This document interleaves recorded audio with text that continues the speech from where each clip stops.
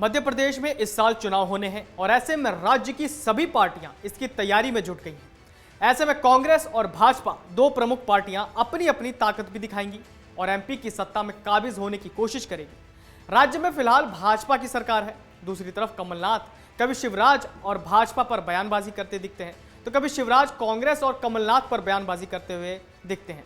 यूं कहा जाए कि दोनों की तरफ से ही बार पलटवार देखने को मिलता है। अब ऐसे में कमलनाथ एक बार फिर से बड़ा बयान दिया है। उन्होंने कहा कि भाजपा के कई नेता मेरे संपर्क में हैं और मुझसे मिलना चाहते हैं। यह पूरा मामला क्या है, आइए इस रिपोर्ट के माध्यम से समझते हैं। मध्य प्रदेश के पूर्व मुख्यमंत्री और मौजूदा प्रदेश कांग्रेस अध्यक्ष कमलनाथ ने बड़ा बयान देते हुए कहा कि बीजेपी के कई नेता उनके संपर्क में हैं और मिलना चाहते हैं। कमलनाथ ने कहा, भाजपा नेता तो उनसे मिलना चाहते हैं लेकिन उन्होंने अकेले में उनसे मुलाकात के लिए मना कर दिया है। दरअसल कमलनाथ सोमवार को प्रदेश कांग्रेस कार्यालय में पत्रकारों से बात कर रहे थे। इसी दौरान उन्होंने कहा कि मैं सैकड़ों लोगों से मिल चुका हूं। आज भारतीय जनता पार्टी के भी कई नेता मुझसे मिलने आए, परंतु मैंने स्पष्ट कर दिया कि मैं किसी से एकांत में या गुप्त रूप से नहीं मिलूंगा, सभी से खुले तौर पर सबके सामने मुलाकात करूंगा। कमलनाथ ने आगे कहा कि पूरे प्रदेश से बीजेपी के लोग हमारे संपर्क में हैं, लेकिन हमारा फोकस जमीन से जुड़े हुए और जनता से जुड़े हुए लोगों पर है। उन्होंने कहा, जनता से जुड़े हुए नेता कभी छिपकर नहीं मिलते बल्कि खुले तौर पर मुलाकात करते हैं। कमलनाथ ने कांग्रेस और बीजेपी के बीच मुकाबले की बात पर कहा कि आज हर प्रकार के सर्वे में भारतीय जनता पार्टी और उसके विधायकों का बुरा हाल है। मेरे पास भी वो सर्वे है, इसलिए बोल सकता हूं कि बीजेपी चुनाव हार रही है। बता दें कि राज्य में इसी साल के अंत में विधानसभा चुनाव होने हैं। इसके मद्देनजर सभी राजनीतिक दल जनता के बीच पहुंच रहे हैं। इससे कुछ दिनों पहले कांग्रेस पार्टी ने ऐलान किया था कि अगर राज्य में उनकी सरकार बनती है तो मध्य प्रदेश में महिलाओं को 1500 रुपए की मासिक सहायता मिलेगी और 500 रुपए में रसोई गैस सिलेंडर उपलब्ध कराया जाएगा। प्रदेश कांग्रेस अध्यक्ष कमलनाथ ने रविवार को इसकी घोषणा की थी।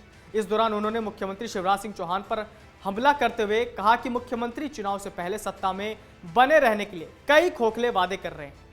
कमलनाथ ने कहा कि जनरल में मैं सबसे मिलता हूं, प्राइवेट में मैं किसी से नहीं मिलता, मैं छिपकर नहीं मिलना चाहता।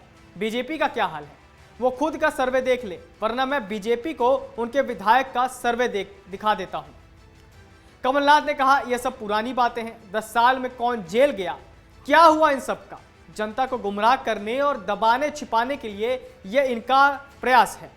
जनता आज समझदार है। ये 2G ले आए, कोल स्कैम ले आए, 10 साल से आपकी सरकार है, किसी को जेल नहीं हुई, सब फर्जी बातें हैं। बैतूल में बिरसा मुंडा की प्रतिमा टूटने पर कमलनाथ ने कहा, चुनाव नजदीक है, कई राज्यों में रामनवमी जुलूस पर हमला हुआ। यह समाज को बांटना, टेंशन पैदा करना, यह प्रायोजित तरीके से बीजेपी की रणनीति है।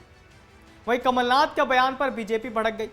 पूर्व मंत्री ने कहा कि कमलनाथ अपनों से मिल लेते तो सरकार नहीं जाती। कांग्रेस के कई विधायक भाजपा में शामिल होने को आतुर हैं।